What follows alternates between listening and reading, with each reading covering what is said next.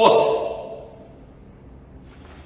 Howdy guys, Sensei Craig coming at you once again from the Samurai Virtual Dojo with another fundamentals session. Today's fundamentals session is going to be on the importance of the hikite or pullback side of the body with regards to technique. So I'm going to talk to you a little bit about why it's important. When I say hikite, we're not just talking about your reverse hand. Even though one interpretation or translation of the term hikite is control hand. I think it's a bit of a misnomer, control hand, because we can easily focus on the hand or just the arm and say that's what it's about.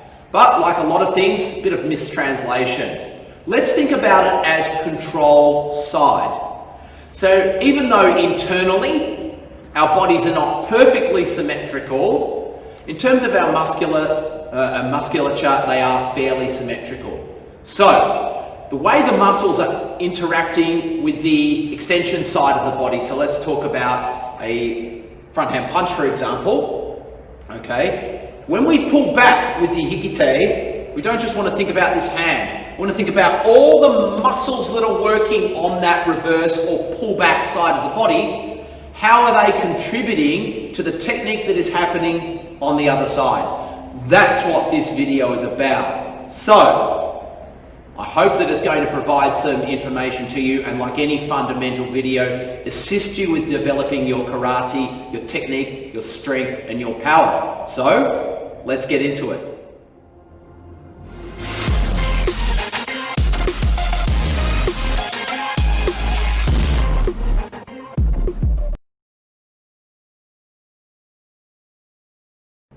Okay, for the purposes of the fundamental session today on the reverse side of the body, or the pullback side of the body, I'm going to be utilizing a couple of different techniques.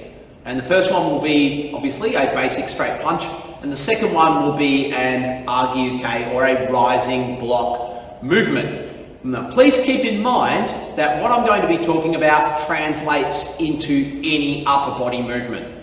So whether it's a different sort of block and you're pulling back, okay, or it could be a striking action, the pullback side of the body, the side of the body that's pulling back, the hikite, we want that to act the same in every single instance when we move the other side of the body. It doesn't matter whether it's a punch or a block, or what sort of punch, or what sort of block, we want the muscles in the reverse side or the pullback side working in exactly the same way.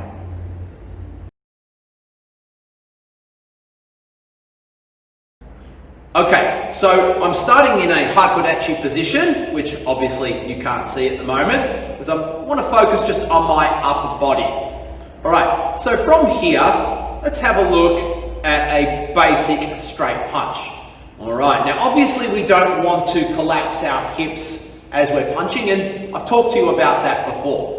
Alright, so when I punch from here, I'm going to keep the arms nice and close to the body.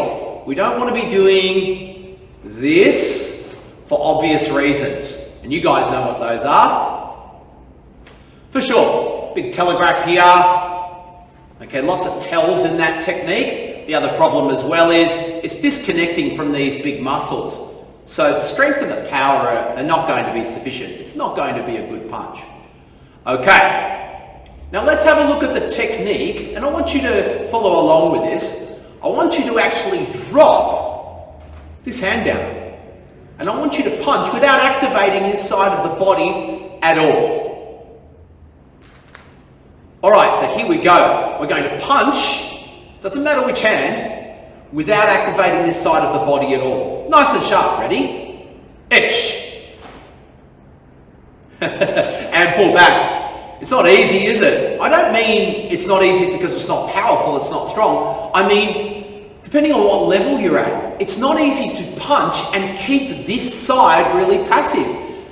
Perhaps our natural inclination is to pull that shoulder back, but I want you to bear with me. Let's do 4 more. Try to keep this side as passive as possible. Knee. And again. Thumb. And And again. Yon. And one more. Go. Now I know what you're thinking. Sensei Craig, why would you make me do it? Why would you want me to do that? Why would you make... I'm not making you do anything. Okay, why would you want me to do that? It feels terrible. Bingo. That's why we didn't practice a lot of them. I wanted you to do that because it does feel terrible. It feels weak. And that's because less than half of your body is actually involved in the technique. From here, when you punched, I mean, literally, I'm just using my shoulder and my arm. I mean, really, when I hit something, I want to use more muscle than that. The problem is most of the time, people just throw that side of the body at the technique more. And yes, if you do that, you're going to get more speed, more power. There's other problems that are involved in that as well. If we don't have this other side working properly, okay, that feels a lot stronger. Okay, and let's get that to some extent. Let's try to keep this side passive, but let's try a second phase punch now, where we just use this punching side a little bit more. So we can let this side pull back, but I don't want you to consciously pull back. Here we go. So from here, keeping this hip girdle here, core nice and connected, because we don't want this to happen. We don't want this collapsing here. All right, here we go. So a little bit more oomph in this punch, but keep your side as passive as possible. Ready? X. Good. And pull back. And knee. And pull back. And again. Sun. And again. Ready? Hop. And one more. Go. Okay. Now that probably felt a little bit better, which is great. Now, with just a little bit more oomph on that side of the body, I mean, I know for me, the difference between that, absolutely nothing working but for the arm and the shoulder muscles, that, and just a little bit of effort with the hip there, not too much, I don't want to collapse, that felt a lot better, almost twice as good. Now all of a sudden, I bring in the other side of the body carefully. And when I say that, what I mean is I pull it back, stabilize it, lock it down, creating a connection between the muscles in this reverse or control side, hence the term control hand. Yes, absolutely, the interpretation of control hand, I understand. I'm not for a moment suggesting that control hand cannot mean a hand that controls the opponent. So I could be grabbing onto my opponent as I hit them, controlling their arm or their body or their shoulder with my hikite as I hit them with this hand. Absolutely. But also in terms of evolution, we need to think about our modern understanding of the body. The musculature, sports science. We know so much more about the body now.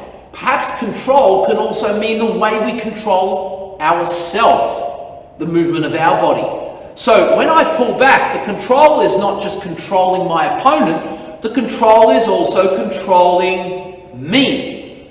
It's stopping me from over-rotating. It's stopping me from disconnecting by pulling down.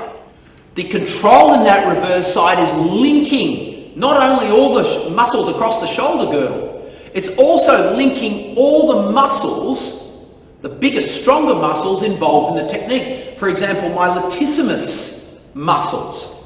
So when I punch and I pull back, by pulling down with the trapezius, the rhomboid, the serratus, it locks everything on that side down, and I punch, it really gives me a very strong, much stronger feeling, powerful feeling in the punching action itself.